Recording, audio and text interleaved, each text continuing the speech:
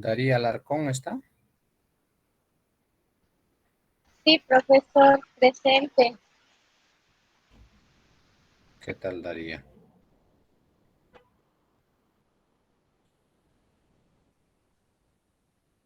¿Qué entiendes por rinofaringitis, Daría?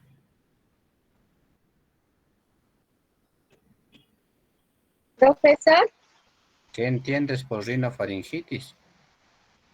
rinofaringitis es una inflamación, profesor, en la faringe.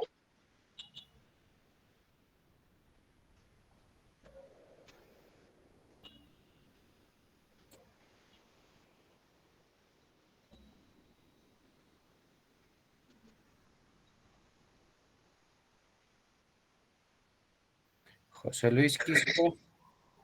José Luis Quispe.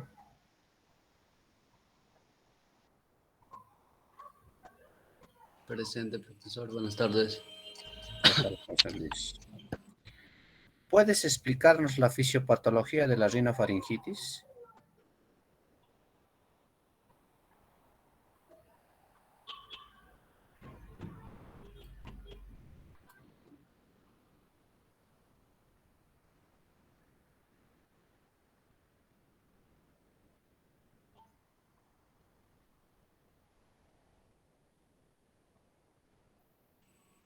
Profesor, estaba hablando sin el micro. ¿Aún puedo hablar, profesor? ¿Me escucha, profesor? Laura Mitag Pariona. Sí te estoy escuchando, pero su tiempo ha pasado, José Luis. Laura Mitag Pariona. Sí, profesor, buenas tardes. Presente. ¿Qué tal, Laura? ¿Cuáles son las manifestaciones clínicas de la rinofaringitis? Bueno, la síntoma de rinofaringitis, pues, es que lo primero es que va a tener enrojecimiento en ¿no? En el faringe. Y luego va a haber, pues, va a presentar fiebre y asimismo también, pues, al momento de poder pasar alimento o cualquier comida, lo que va a hacer es que va a ser un dolor. Y también, pues, los ganglios van a estar inflamados. Eso sería, profesor. Rinofaringitis, ¿ah? Yuli Akemi Orekuro. Profesor, buenas tardes. Presente. ¿Qué es Yuli? ¿Cuáles son las complicaciones de la rinofaringitis? Mm, la neumonía, una bronquitis, también una sinusitis, asma, también podría ser tu profesor.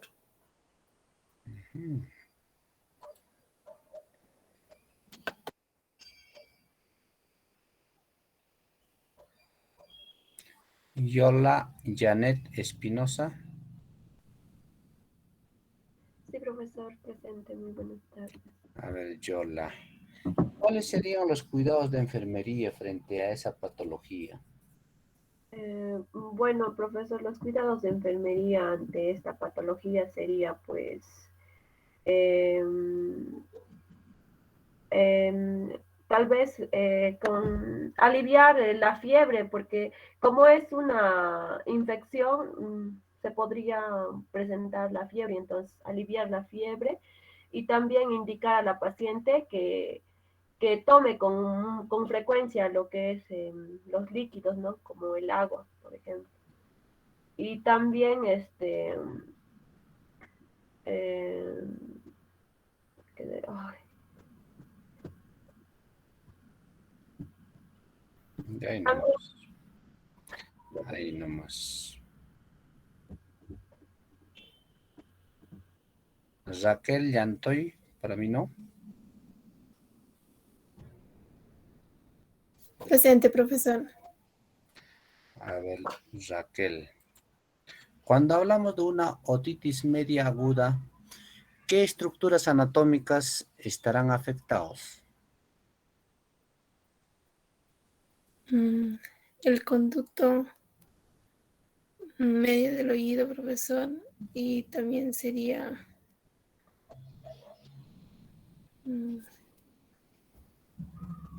El conductor, el tímpano, profesor, por ese lado. Más que nada el conducto, profesor, el conducto activo medio y el tímpano y todo ese lado, profesor. Lilian Noelia Velasco.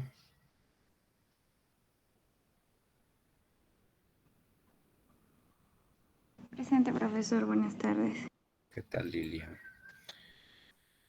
En una otitis media aguda, ¿cuál sería el tratamiento médico?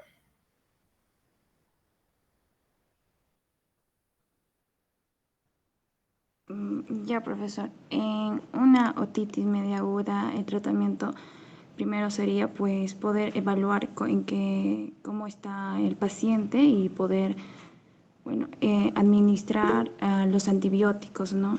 Ya sea vía oral, ¿no? Como por ejemplo la amoxicilina.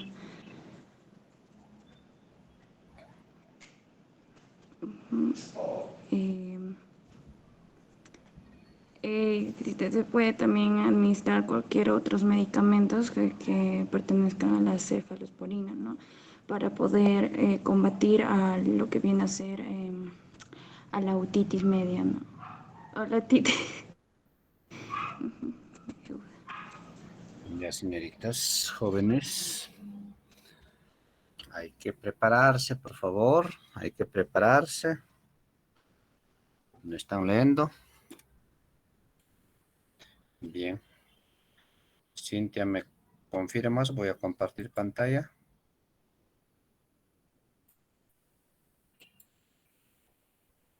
Cintia, ¿me escucha?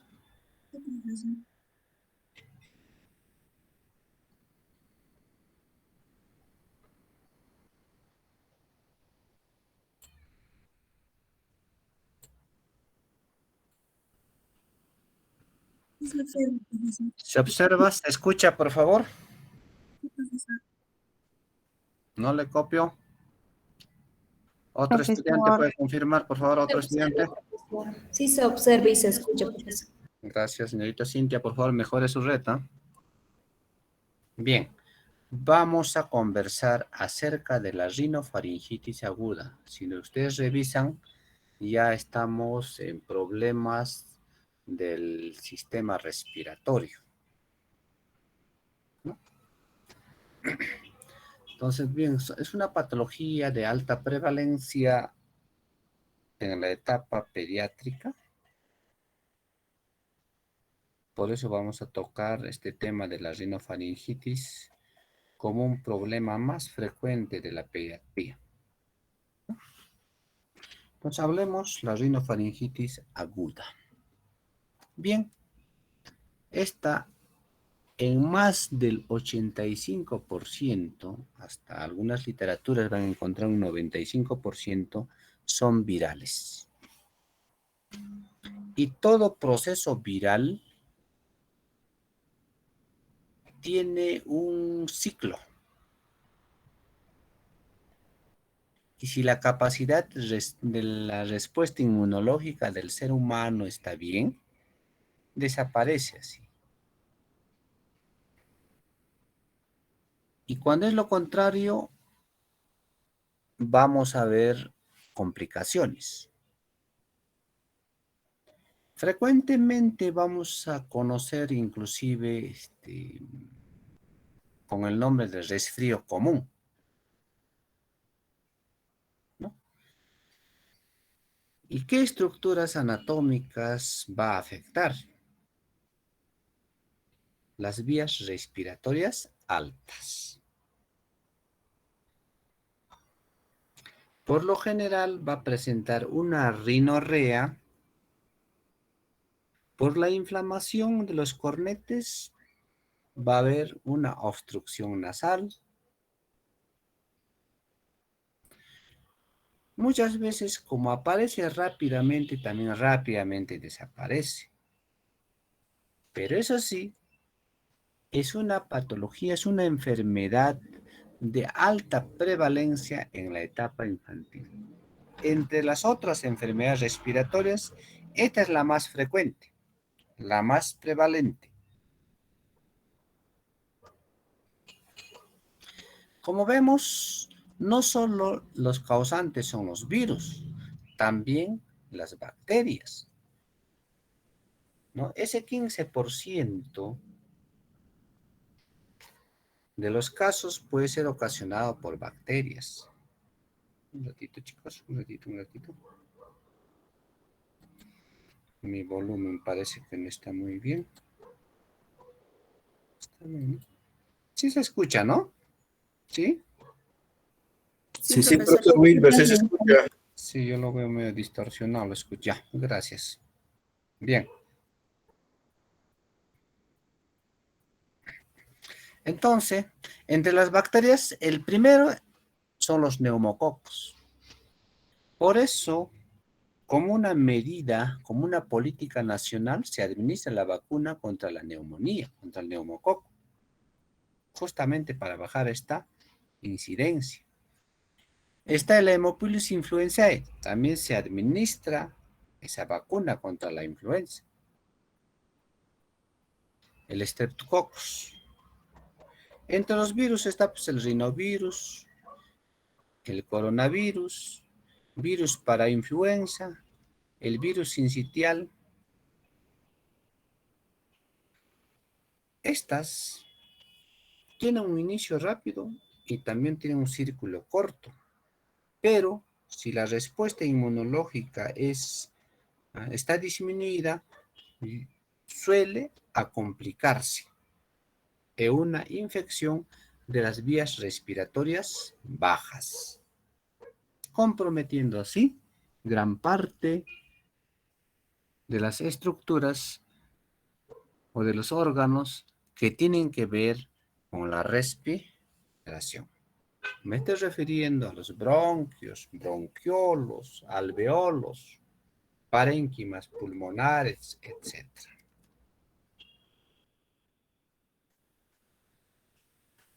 Analicemos la epidemiología. Y acá, para resumir, las dos imágenes que tienen al lado derecho de su computadora. Niños protegidos, ténganlo por seguro que van a tener una morbilidad baja sobre esta enfermedad. ¿Y cómo protegemos? Con las vacunas, en menores, con la lactancia materna exclusiva,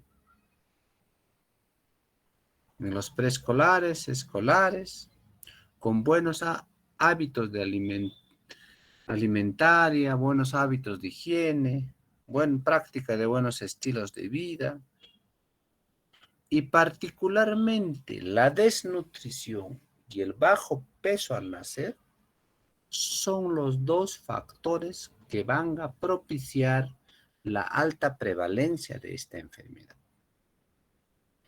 Además, los factores ambientales tienen que ver, como por ejemplo, fechas donde las temperaturas son bastante húmedas, frías, cambios bruscos de temperatura, a veces los brotes o las epidemias, en este caso en poblaciones concentradas, en los nidos, en las cunas, en los jardines, escuelas, ¿no? Necesariamente tiene que ver la exposición, o sea, el nivel de exposición del niño, de la niña. Tenemos que prevenir la desnutrición. Tenemos que prevenir la prematurez. Hay que intervenir en los hogares donde hay hacinamiento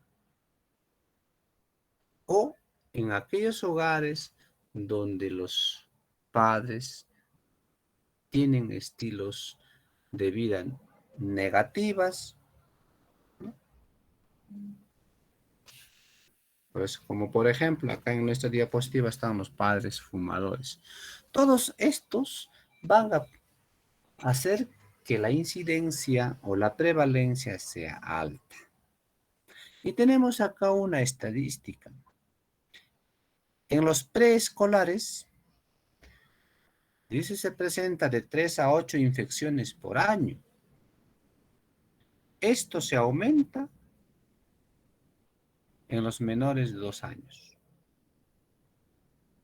Entonces, ¿a dónde está orientándonos? A los estilos de vida, a la práctica cotidiana que tiene el niño o la niña. Por eso desde ahí debemos enseñar nosotros el lavado de mano a edad temprana. Las aglomeraciones, el interactuar en ambientes cerrados, estos van a propiciar las infecciones de las vías respiratorias altas. La evolución lenta puede complicarse con infecciones bacterianas secundarias, nos dice. Entonces, vemos con alta prevalencia la complicación a nivel del oído y los senos paranasales. O sea, vamos a tener una otitis y una sinusitis.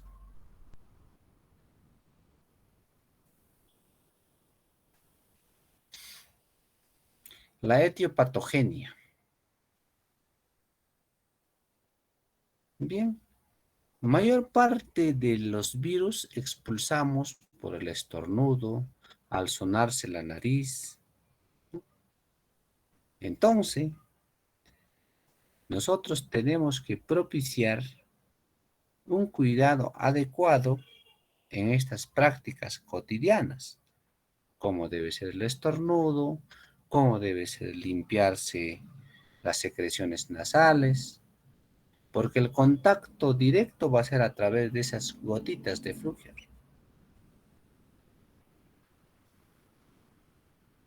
La vía de transmisión es directa y algunas veces por las manos y los dedos. Por eso una práctica correcta de lavado de mano va a disminuir la prevalencia de esta enfermedad.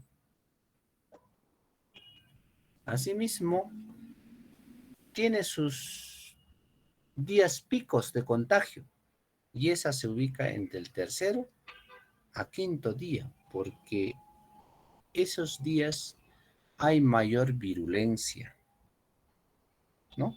Después del 5º al 7º día ya hay fase de resiliencia porque ya se va revirtiendo el problema de salud. O bien se complica o bien si ya se recupera el estado de salud, el niño, la niña. Entonces cuidemos entre 3º y 5º día. Enseñemos buenas prácticas, buenos hábitos al estornudar, al sonarse la nariz, ¿no? Y el lavado de mano correcto. Analicemos la fisiopatología.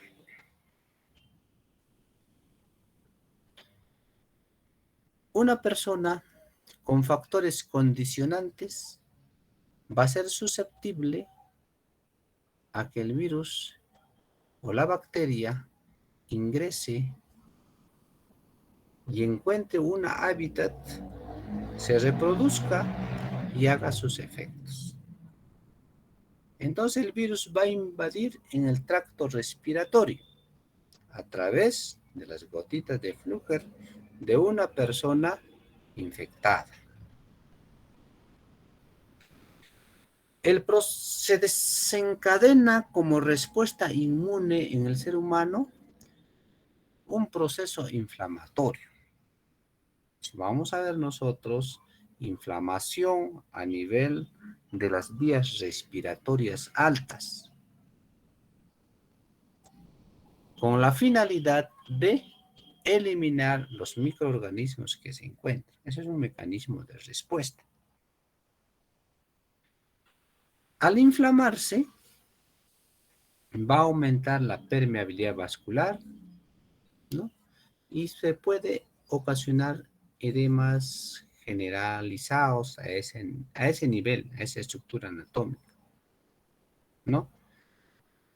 Él además va a ocasionar o va a estimular los nervios colinérgicos, por lo cual va a producir alta mucosidad, lo que nosotros vamos a evidenciar con una rinorrea. Entonces, dos cosas vamos a tener: la rinorrea y la obstrucción nasal. La obstrucción nasal y la rinorrea como mecanismo de respuesta para eliminar esos microorganismos, ya sean virus o bacterias, que se han alojado en las vías respiratorias altas. Todo este proceso dura entre 48 a 72 horas. Pasado ese tiempo, si la respuesta inmunológica no es la adecuada, los microorganismos se van a empezar a proliferar y van a ocasionar mayor sintomatología. Y en otros casos, complicaciones de las vías respiratorias bajas, porque los microorganismos van a descender. Entonces, ¿dónde tenemos que nosotros controlar? Acá, entre el segundo y tercer día de que haya ingresado el microorganismo. Nos damos cuenta con la rinorrea y la obstrucción nasal están frente a una rinofaringitis. Muchas veces a este nivel el tratamiento es sintomático, ¿no? Desobstruiremos las fosas nasales, bajaremos el nivel de secreción colinérgica. Si hay ligera alza térmica, controlaremos ello.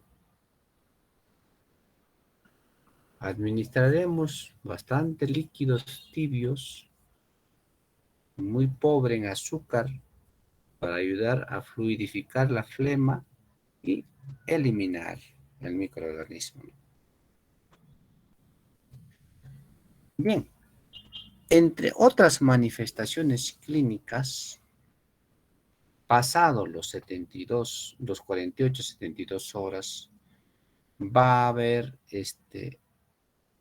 algunas sintomatologías notorias.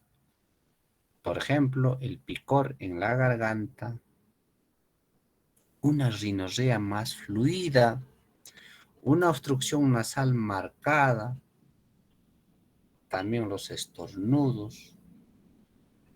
A esto puede estar acompañado con cefalea, malestar general, en algunos casos dolores articulares, en otros anorexia, no quiere comer, alza térmica. En otros casos puede haber en niños menores vómitos, deposiciones líquidas, ¿no? Y si esto aún persiste y avanza, esa secreción, la rinorrea, se vuelve una secreción espesa, mucopurulenta, porque ya va a haber descamación, va a haber tejidos muertos, una leucocitos polimorfonucleares. Si hay presencia de ello, ya hay una infección secundaria, por lo general una infección bacteriana. Al hacer el examen físico nosotros vamos a ver pues que hay una inflamación generalizada de las vías respiratorias altas. Va a haber edema de la mucosa nasal, edema faringea, por lo general sin exudados. Si esto avanza, vamos a encontrar exudados eritematosos.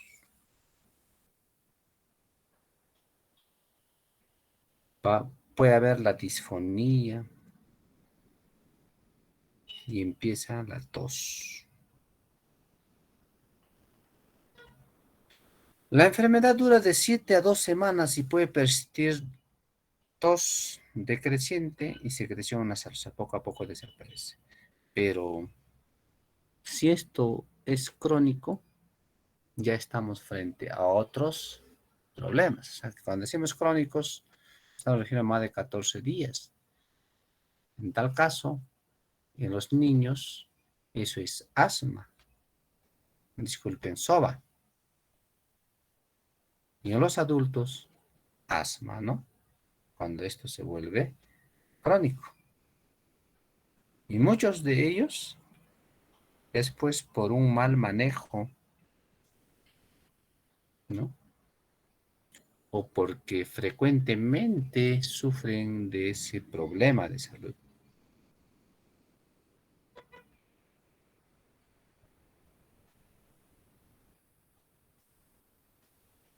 Bien, las manifestaciones clínicas dependen de la edad del paciente.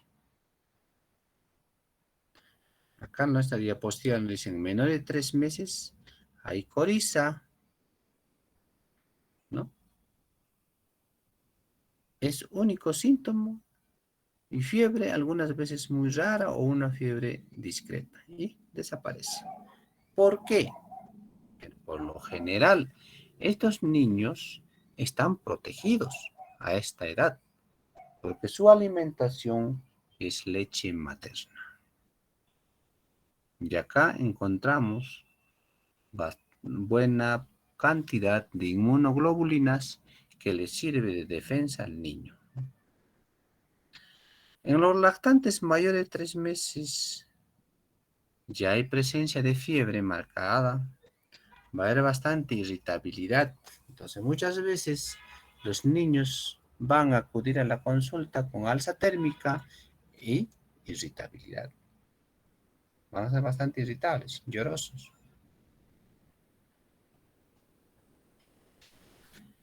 En los niños pequeños, jóvenes, la obstrucción nasal se interfiere con la lactancia y el sueño. Entonces, a veces vamos a nosotros recibir consultas porque el niño no lacta, no quiere lactar, nos va a decir. O la lactancia ha disminuido. No duerme.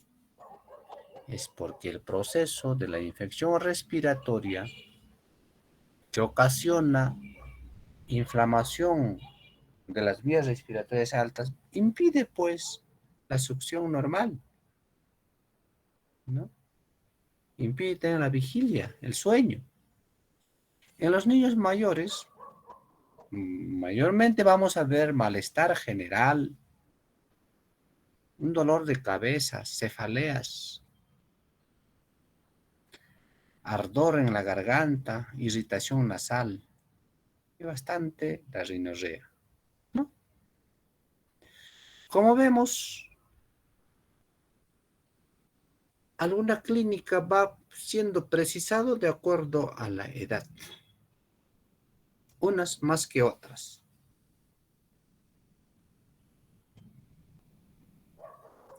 En la mayoría de los niños padecen de tos. Entonces, ¿qué es lo que nosotros hacemos?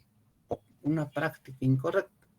Administramos un antitusígeno para que no tosan. ¿Por qué?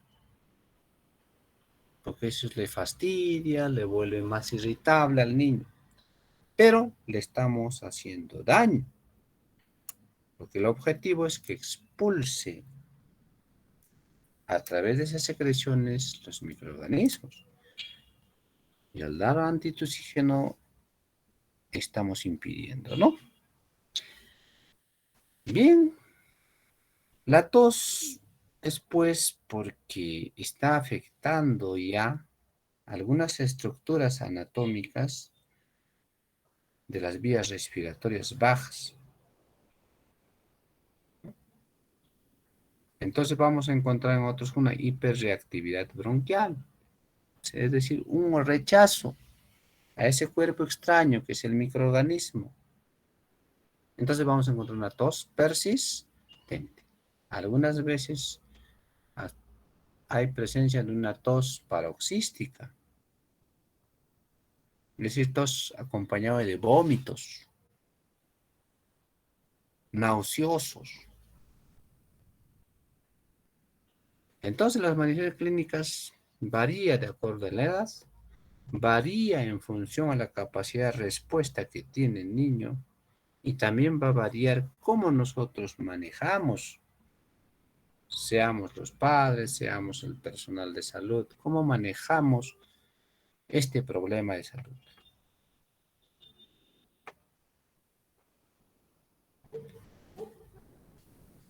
Bien, como vemos, los cuidados que nosotros brindamos mayormente son de soporte. El tratamiento es sintomático. Un mal manejo puede ocasionar problemas, porque la mayoría de la rinofaringitis tiene un buen pronóstico. Y las que son afectadas por las bacterias son por lo general los que se complican. Entonces, pues va avanzando la infección, va avanzando la proliferación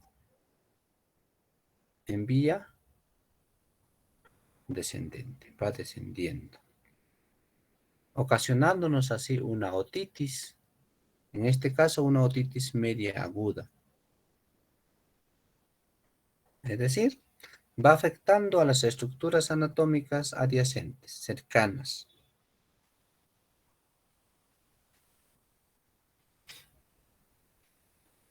Luego pasa a los bronquios, ocasionando una bronquiolitis, una sinusitis, afectando inflamación de los senos paranasales. Sigue bajando, afecta la parénquima pulmonar, ocasionando una neumonía, una alveolitis, una adenoiditis bacteriana, o sea que se inflaman los ganglios, una laringotraqueobronquiolitis. Esta también es una morbilidad de alta prevalencia actualmente en este tiempo. Y muchas veces se nos confunde con una soba. ¿Y qué es lo que hacemos? Le nebulizamos. Le nebulizamos con adrenalina. En suero fisiológico al 9%, o una adrenalina y un suero fisiológico al 3%, dependiendo cuán grave es el problema respiratorio, y sale del cuadro. En otros casos vamos a tener crisis de asma en mayores, crisis de SOVA en menores, ¿no? Entonces, una mala intervención, un cuidado inadecuado va a ser los factores condicionantes a la complicación. Porque la rinofaringitis tiene un buen pronóstico.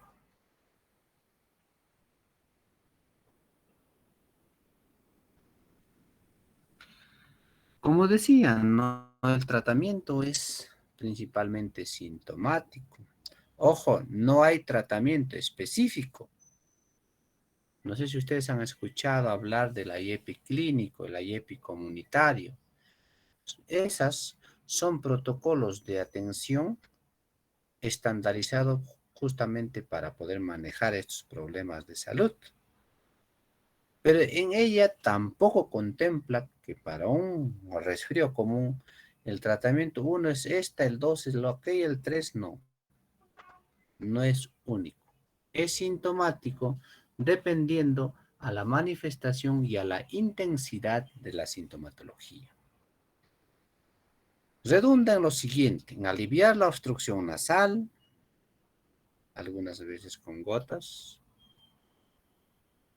El más frecuente que se emplea, por ejemplo, es suero fisiológico. Como comercial creo se llama Rinovebé. Algunos caseramente lo hacen hasta con la leche materna, otros con agüita con sal. Lo otro es que hay que continuar con la alimentación, si es lactante, con la leche materna.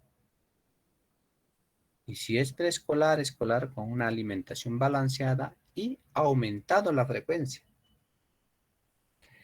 Asimismo, hay que ofrecer líquidos tibios con frecuencia. Pero eso sí, ese líquido tiene que ser con escasa cantidad de azúcar, porque el azúcar es un medio para que pueda proliferarse los microorganismos. Hay que aliviar los síntomas nasales, la obstrucción nasal. En lactantes, la limpieza adecuada de las secreciones y el lavado con un suero salino va a ser una medida, un cuidado que va a aliviar bastante, ¿no? Mejorando así la succión y el sueño. No administrar antibióticos, porque por lo general la infección en más del 85% es viral. Y ojo, para el virus no hay tratamiento antibiótico. Y sabemos más o menos en cuántos días se complica. Y a partir de ahí puede haber una afectación bacteriana. Y también sabemos de qué manera podemos diferenciar una afectación bacteriana o una viral. Porque lo que podemos ocasionar con un mal manejo es la complicación y la resistencia a medicamentos. Y eso es lo que no debemos propiciar en el niño menor. Para controlar la fiebre, administraremos un antipirético, el más elemental, paracetamol de 10 a 15 miligramos por kilogramo de peso. Ibuprofeno con preescolares, en el caso de que haya proceso inflamatorio, entre 4 a 10 miligramos por kilogramo. Si hay obstrucción nasal, administremos algunas gotas de solución salina, ¿no?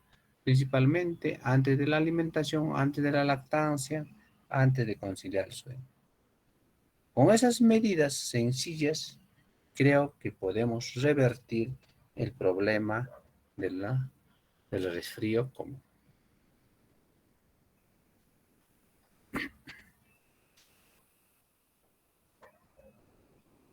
Si hay rinorrea intensa, está indicado la administración de antihistamínicos o un descongestionante. En algunos casos nos dice que no debemos administrar en menores de 9 meses. Por eso el manejo del medicamento jóvenes estudiantes es con indicación médica. Y lo frecuente que se emplea es como un antihistamínico, es la clorfenamina. La dosis está ahí, 2 miligramos por kilogramo de peso. ¿Cuándo hemos dicho que la tos no se debe tratar, ¿no? Pero ¿cuándo debemos actuar frente a la tos? Cuando esta es irritativa, una tos paroxística, una tos que va a interferir el sueño, la alimentación. Para ello, un antitusígeno inofensivo, ¿no? El dextrometorfano. Algunos médicos están en contra de la limitación de este producto. Solamente indican agua tibia, lactancia materna frecuente, ¿no? Pero este es inofensivo. Por ejemplo, ¿qué no se debe administrar? Bueno, la codeína, productos que contienen codeína.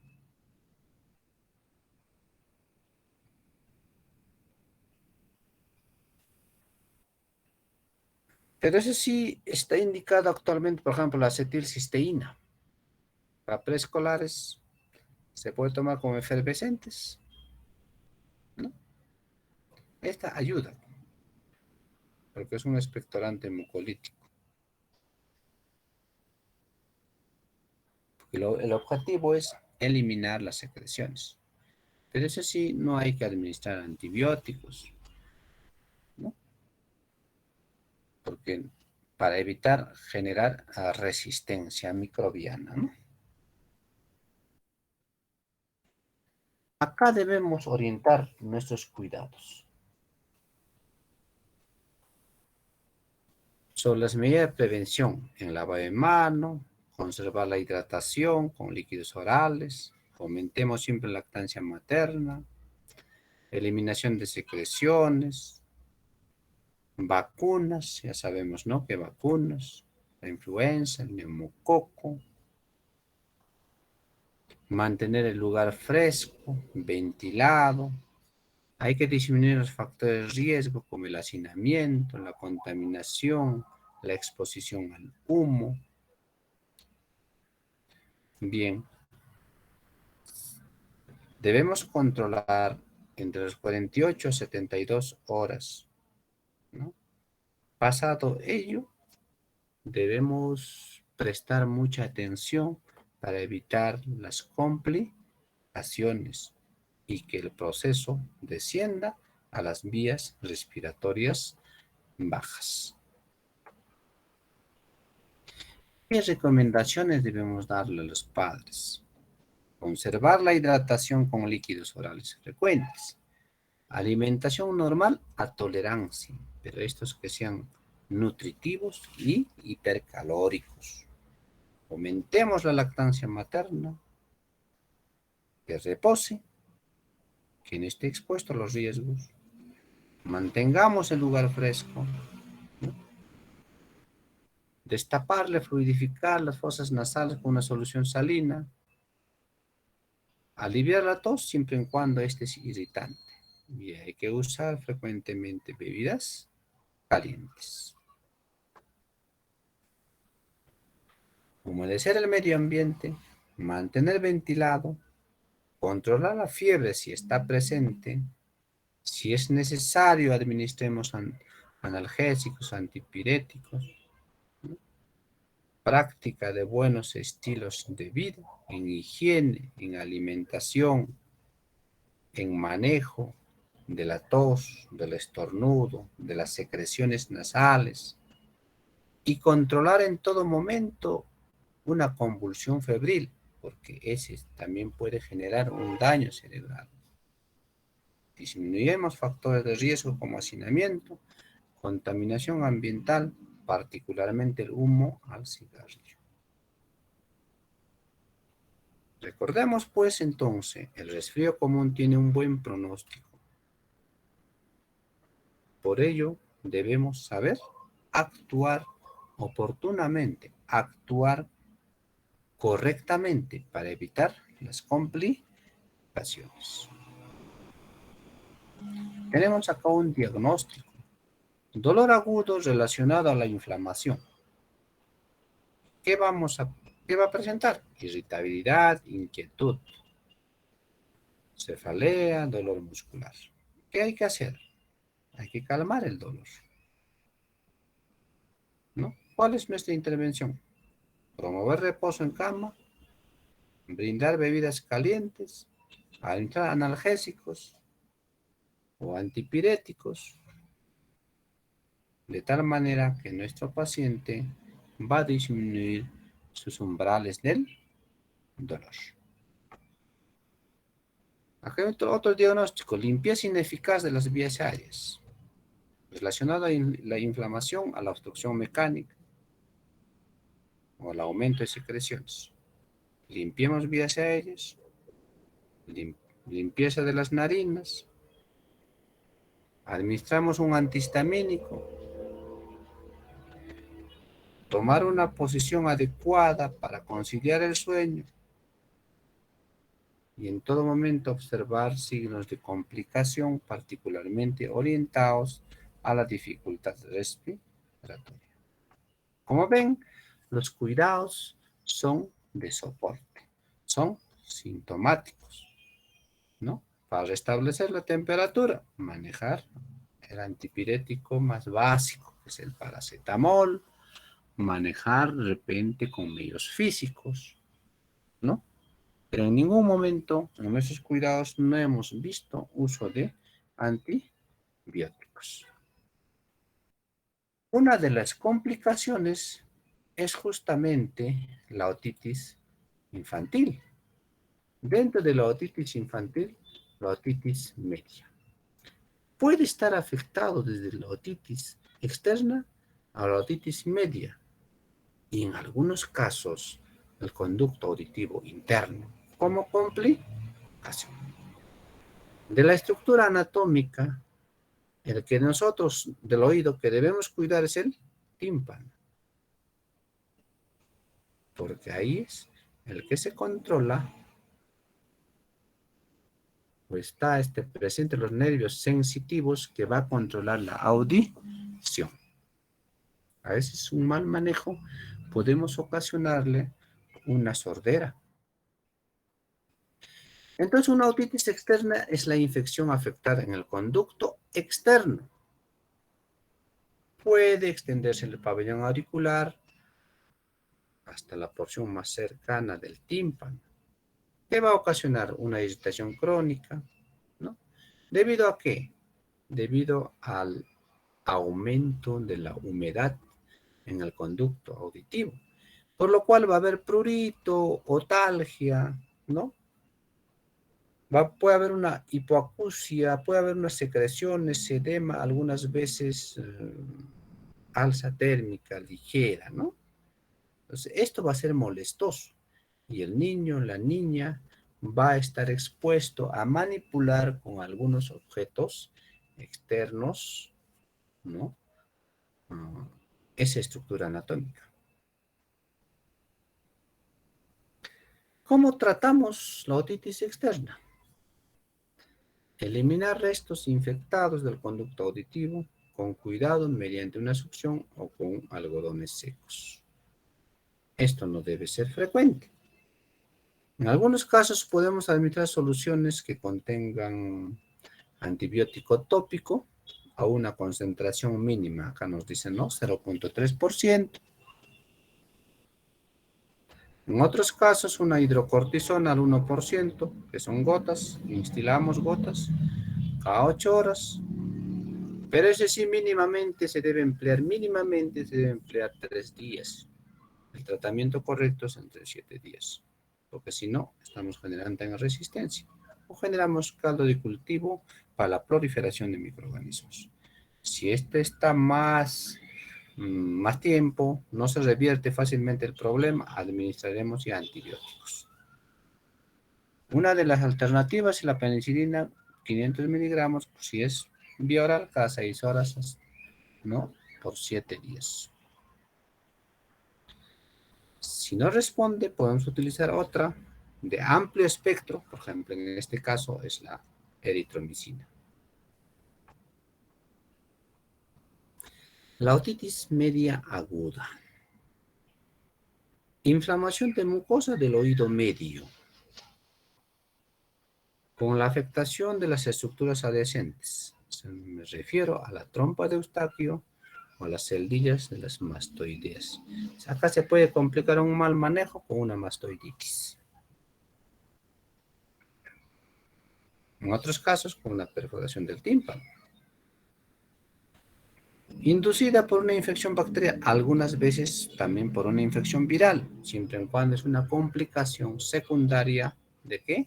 De las infecciones de las vías respiratorias altas.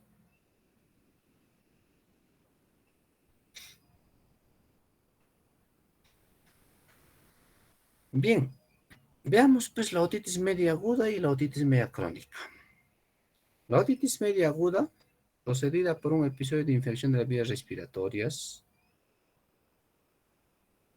La otitis media crónica es la perforación permanente de la membrana timpánica, a veces asociada con alteraciones permanentes del oído medio. La otitis media aguda es un proceso común en la edad pediátrica, con frecuencia en adolescentes y adultos, con poca frecuencia, ¿no? En cambio, la otitis media aguda, obstrucción de la trompa de Eustaquio, traumatismos, mecanismos, quemaduras térmicas, es más crónico, es más complejo. Como vemos, la otitis media aguda, por lo general, es una complicación de la infección de las vías respiratorias altas, ¿no? Y si son bacterianas, están relacionadas al neumococo, al estafilococo, ¿no? Y si son virales, están en los enterovirus, el rinovirus, la influenza. En ambos, el tratamiento es de soporte, antiinflamatorios, antipiréticos y antibióticos.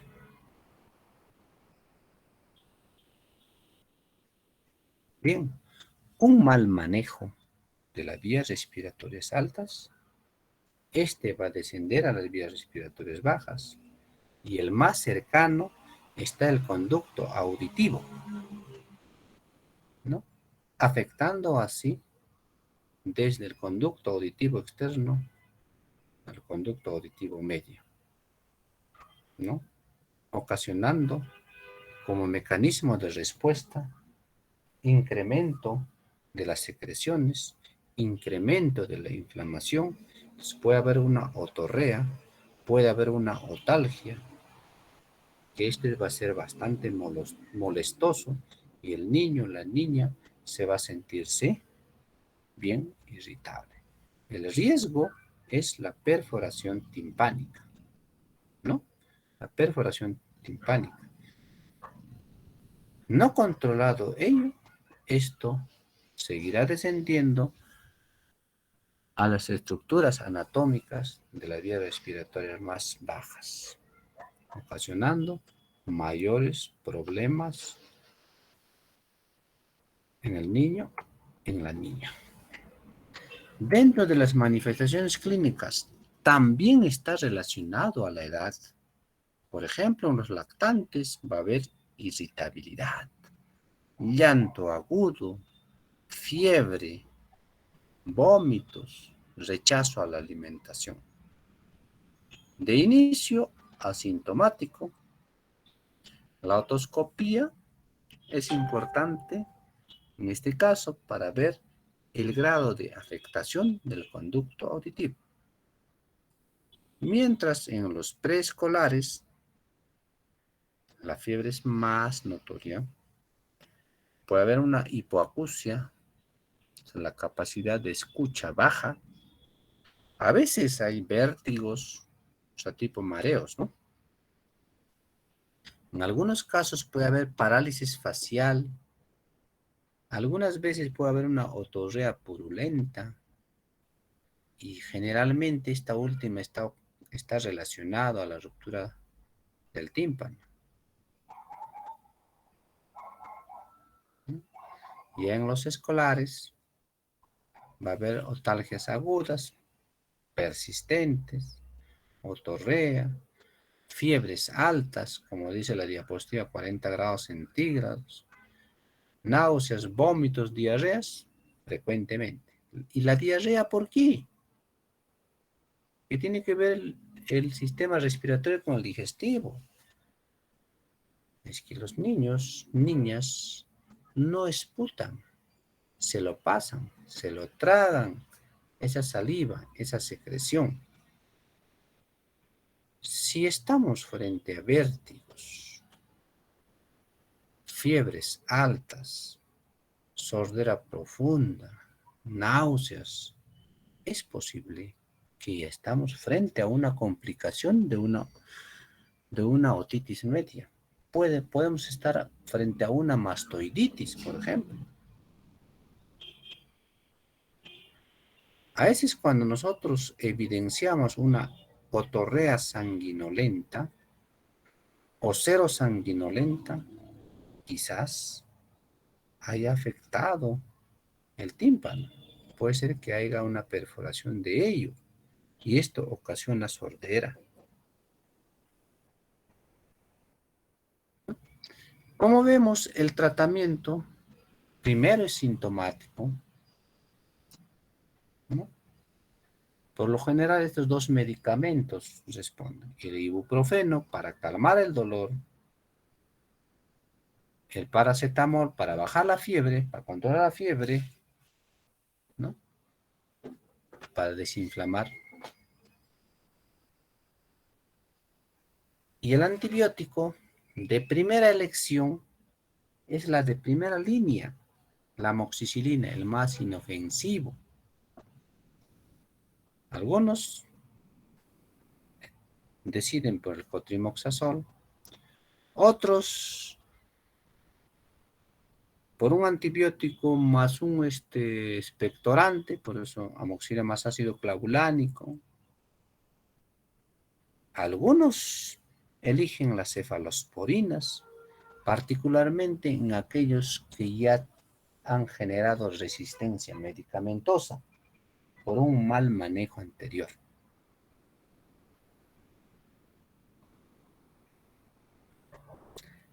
Las complicaciones más frecuentes tenemos una mastoiditis.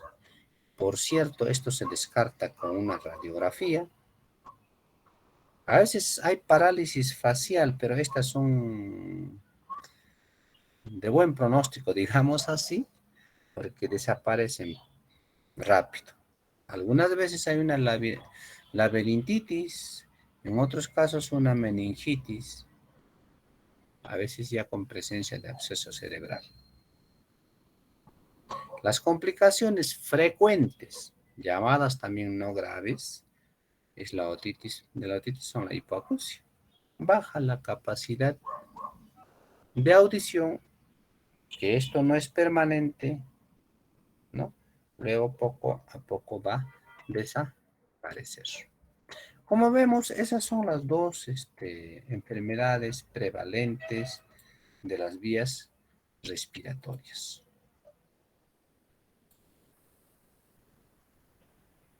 ¿Alguna participación?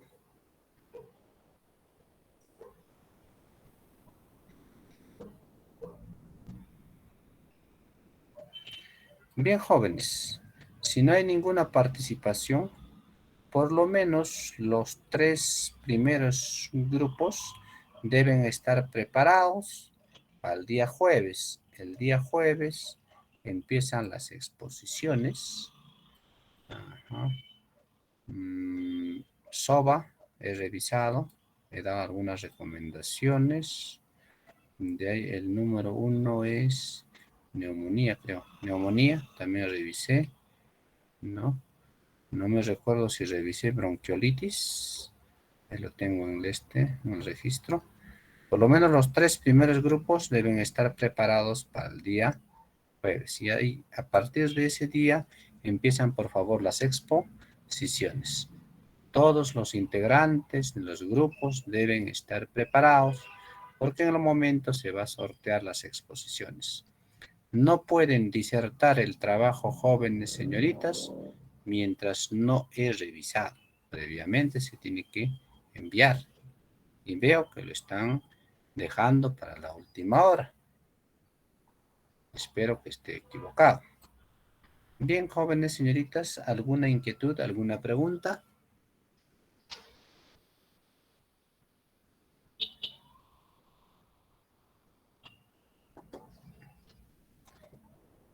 Veo que no hay ninguna inquietud.